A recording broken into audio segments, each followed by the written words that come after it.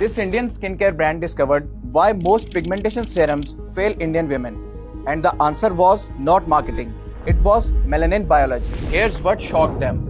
Most international serums are formulated for white skin types and cold climates. But Indian pigmentation doesn't behave that way. When the team studied Indian skin patterns, they found something that global brands completely ignored. Indian melanin activates through 5 different pathways, and not just one, which are overproduction, inflammation, oxidative stress, barrier damage, and slow skin turnover. Most Korean and global serums, they target just one. That's why spot fades and comes back in 2 weeks. So what did Gluta Beauty do differently? They did not copy international formulations.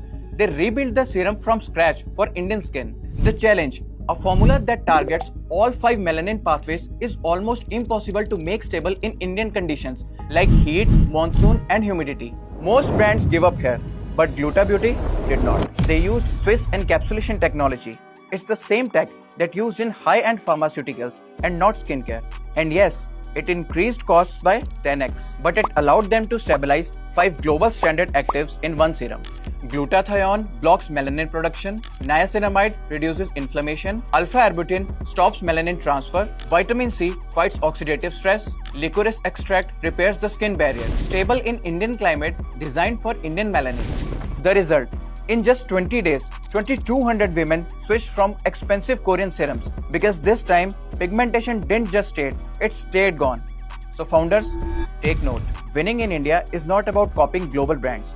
It's about understanding Indian biology, climate, and realities better than they ever will.